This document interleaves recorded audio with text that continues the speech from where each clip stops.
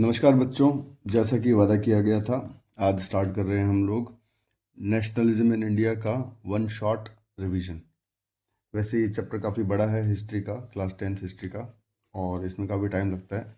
तो जिन बच्चों ने इस चैप्टर को स्कूल में किया हुआ है, क्योंकि मोस्टली अभी अप्रैल के अंदर कई स्कूल में ये चैप्टर हो जाता है, और कुछ डाउट्स रहते हैं कि पूरे चैप्टर को कनेक्ट कैसे किया जाए, तो उस डाउट को हम इस वन शॉट रिवीजन के अंदर कवर करेंगे और कोशिश करेंगे कि पूरे चैप्टर को as a story one by one समझाया जाए। तो बिना टाइम वेस्ट किए फटाफट से स्टार्ट करते हैं। तो जो चैप्टर की शुरुआत होती है, सबसे पहले कहता है मीनिंग ऑफ नेशनलिज्म। नेशनलिज्म का मतलब क्या होता है?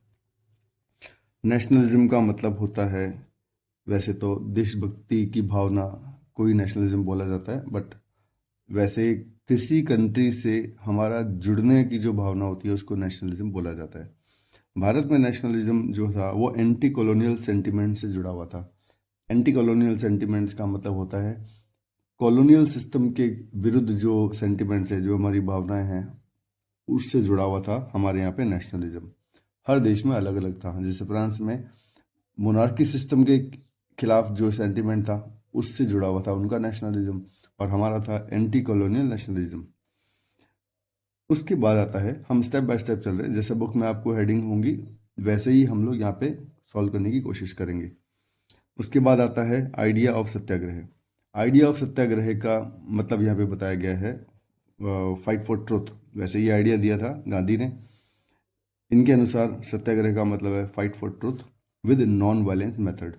यानी आपका जो मूवमेंट करने का तरीका होना चाहिए वो कौन सा होना चाहिए? नॉन वायलेंस होना चाहिए। नॉन वायलेंट रहेंगे आप वायलेंस नहीं करेंगे, तभी बड़े मूवमेंट्स सक्सेसफुल हो सकते हैं। गांधी ने 3 सत्याग्रह किए थे। ये बड़े इंपॉर्टेंट क्वेश्चन में आते हैं, 1 या 2 नंबर के अंदर पूछा जाता है ये। गांधी के 3 सत्याग्रह जो गांधी ने इंडिया में आते ही किए थे। वैसे गांधी, बता दूं आप, गांधी जो थे वो इंडिया में 1915 को इंडिया आए, और उन्होंने आते ही 3 सत्याग्रह किए। एक था चंपारण जो बिहार में है, ये सत्याग्रह हुआ था 1917 में। एक सत्याग्रह किया था उन्होंने खेड़ा जो कि गुजरात में है, ये भी किया था 1917 में। और एक जो सत्याग्रह था लास्ट, वो किया था अहमदाबाद गुजरात में 1918 के अंदर। इनके बारे में जगह, उनका स्टेट और उनका ईयर पता होना बहुत ज़रूरी है। ओके, अब बात करते हैं सबसे पहले और सबसे बड़े मूवमेंट की, जिसने मास मूवमेंट की शुरुआत की। गांधी जो सत्याग्रह करते थे उसी स्टाइल पे आधारित इंडिया का पहला बड़ा मूवमेंट, और वो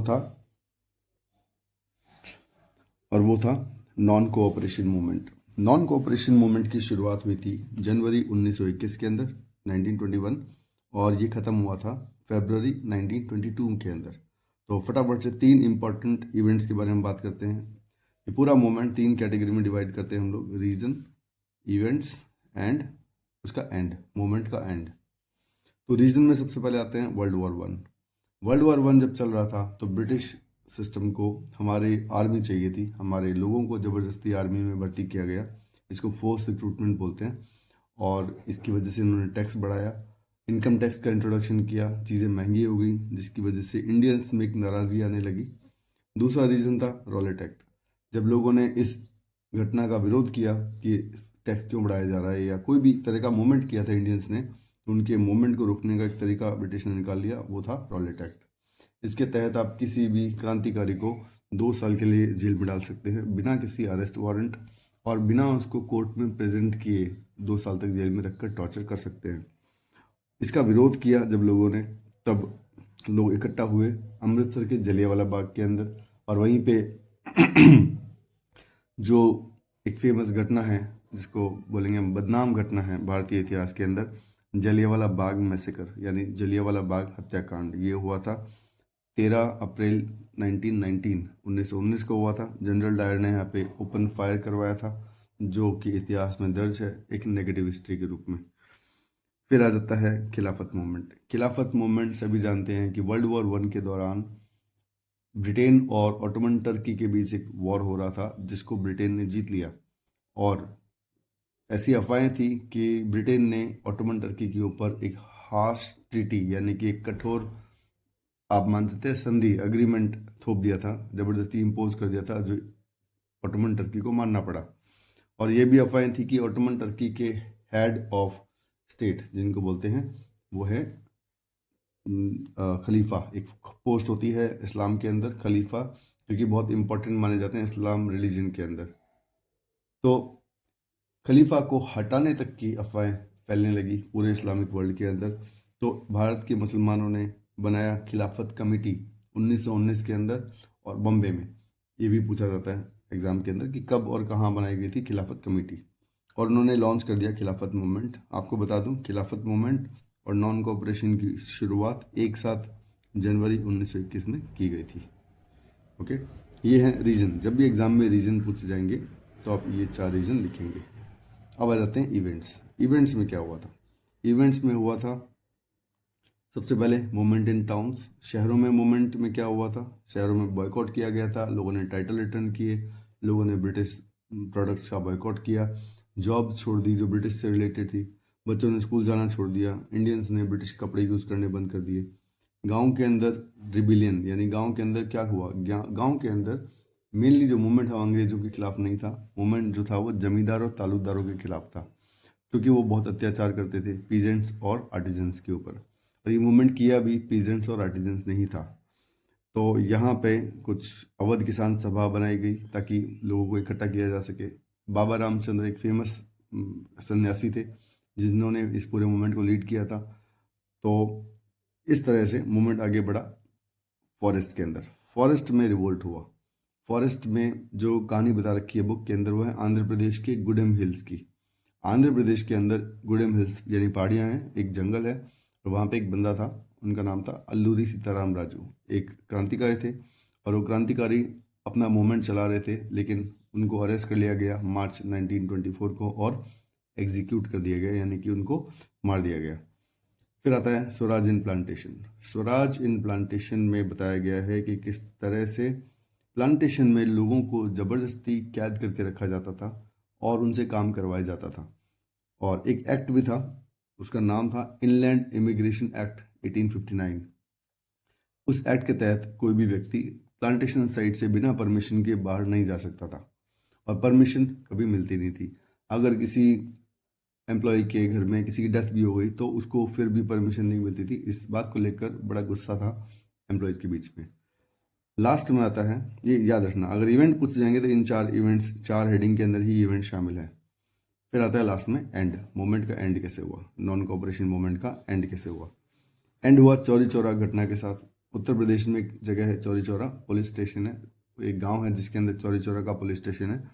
और वहाँ पर जब क्रांतिकारी निकल रहे थे तो पुलिस ने अंधाधुंध फायरिंग करी, और 17 क्रांतिकारी जो है वो शहीद हो गए उनकी फायरिंग के अंदर। जब क्रांतिकारियों ने पलटवार किया तो पुलिस वालों को थाने के अंदर जला दिया गया। थाने में जब आग लगाई गई तो 22 पुलिस वाले जिंदा जल गए, जिसकी वजह से आहत होकर गांधी जी ने इस मूवमेंट को बंद कर दिया। और ये एक ऐसा पॉइंट था जब गांधी और भगत सिंह ने अपनी राहें अलग कर ली थी। भगत सिंह तब तक गांधी के विचारों को मानते थे, लेकिन इसके बाद गांधी और भगत सिंह दोनों जो थे वो मूवमेंट से अलग हो गए। मतलब गांधी मूवमेंट कंटिन्यू करते रहे, लेकिन भगत सिंह ने फॉलो करना बंद कर दिया। इसके बाद आता है आपका अगला बड़ा मूवमेंट, और वो है civil disobedience movement. Civil disobedience बड़ा मूवमेंट था। तो दूसरा मूवमेंट शुरू हो जाता है हमारा, वो है सिविल डिसोबीडियंस मूवमेंट। याद रखना ये मूवमेंट 2 बार स्टार्ट हुआ था, एक बार 1930 में, फिर 1931 में ख़त्म हो गया था, इसको बंद कर दिया गया था गांधी द्वारा। फिर ये मूवमेंट दोबारा स्टार्ट हुआ 1932 के अंदर, और ये फिर मूवमेंट बंद हुआ था 1934 के अंदर। इसकी 4 रीज़न क्या है? ये दूसरा बड़ा मूवमेंट था, लेकिन इसमें याद रखना नॉन कोऑपरेशन और इसमें एक फ़र्क है। नॉन कोऑपरेशन के अंदर कानून का पालन किया गया था और चीज़ों को बॉयकॉट किया गया था। यहाँ पे इस वाले मूवमेंट में कानून का भी उल्लंघन किया गया, और ब्रिटिश गुड्स और सर्विसेज को भी बॉयकॉट किया गया, दोनों चीज़ें की गई, इसलिए ज़्यादा पावरफुल मूवमेंट था।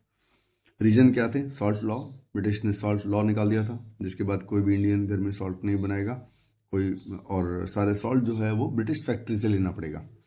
फिर आ गया Simon commission. Simon commission Bharat में 1928 में आया था, और उसके लीडर थे सर जॉन साइमन, और उनकी अध्यक्षता में 7 मेंबर का एक ग्रुप आया था इंडिया में, और उनमें कोई भी इंडियन नहीं था, इसलिए इसका विरोध किया गया। इसलिए भारत में एंटर करते ही उनके खिलाफ नारेबाजी की गई, और उन्होंने नारेबाजी थे गो बैक साइमन। यहाँ पे उसके बाद एक इम्पॉर्टेंट पार्ट आता है गांधीज 11 डिमांड्स। गांधी की 11 डिमांड्स थी, जिसके अंदर सॉल्ट लॉ को हटाना एक इम्पॉर्टेंट डिमांड थी। इसके अलावा और भी बहुत सारी डिमांड्स थी जो इंडियंस के फेवर में थी। इनको ब्रिटिश ने मानने से मना कर दिया था और इस वजह से भी मूवमेंट स्टार्ट हुआ था। ये भी एक इम्पॉर्टेंट रीज़न था। World wide economic slow down 1929 में आया था ग्रेट डिप्रेशन, जिसकी वजह से भारतीय किसान जो थे वो टैक्स पे नहीं कर पा रहे थे। अंग्रेज़ों से जब इन्होंने रिक्वेस्ट की कि टैक्स को माफ़ किया जाए तो अंग्रेज़ों ने मना कर दिया। ये भी एक डिमांड थी और जब ये पूरी नहीं हुई तो इन्होंने एक मूवमेंट लॉन्च कर दिया, वही था सिविल डिसोबीडियंस मूवमेंट। लास्ट सबसे इम्पॉर्टेंट रीज़न पूर्ण स्वराज। पूर्ण स्वराज की डिमांड को लिया गया था, फॉर्मलाइज किया गया था दिसंबर 1929 के अंदर। और यहाँ पे इस डिमांड का मेजर रोल था इस मूवमेंट के पीछे। अगर ये डिमांड नहीं होती तो शायद मूवमेंट भी नहीं होता। इसी तरह से हम आ गए हैं अब इसके बाद इवेंट्स के अंदर। इवेंट्स में क्या हुआ था? इवेंट में सबसे पहला इंपॉर्टेंट इवेंट है सॉल्ट मार्च। गांधी ने सॉल्ट मार्च स्टार्ट किया था 12 मार्च, यानी कि जो 11 मार्च है वो अल्टीमेटम दिया गया था इन सभी इन डिमांड्स को पूरा करने के लिए। जब ये डिमांड्स पूरी नहीं हुई तो अगले दिन यानी 12 मार्च 1930 को इन्होंने फेमस दांडी मार्च स्टार्ट कर दिया था, जो कि गांधी के साबरमती आश्रम से शुरू हुआ और दांडी जो कोस्टल टाउन था अरेबियन ओशन के पास, अरेबियन सी के पास और वहाँ तक की यात्रा थी 240 मील, यानी करीब करीब 350 किलोमीटर लंबी यात्रा थी, जिसको उन्होंने 24 दिनों में पूरा किया। और वहाँ पे गांधी ने सेरेमोनियली एक रिवाज के तौर पे सॉल्ट बनाया और लोगों को संदेश दिया कि आप भी सॉल्ट लॉ जैसे लॉज को वायलेट कर सकते हो।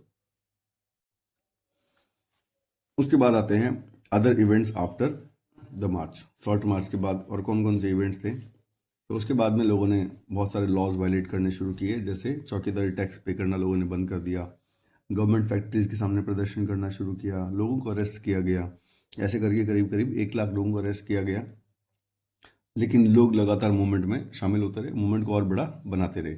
इसी बीच गांधी के एक फॉलोअर थे अब्दुल गफ्फार खान, जिनको फ्रंटियर गांधी भी बोला जाता है, NWFP का, यानी उस समय का पाकिस्तान। उनको जब अरेस्ट किया गया तो पेशावर में, जो कि आज पाकिस्तान के अंदर है, वहाँ पे अंग्रेज़ों के खिलाफ मूवमेंट किए गए और बहुत बड़े स्केल पर मूवमेंट चलने लगा। उसी बीच लॉर्ड इरविन ने अपनी एक चाल खेली और ये इसी को माना जाता है इस मूवमेंट का एंड। लॉर्ड इरविन ने गांधी के साथ एक एग्रीमेंट साइन किया और ये बोला कि हम आपकी डिमांड को सुनने के लिए तैयार हैं।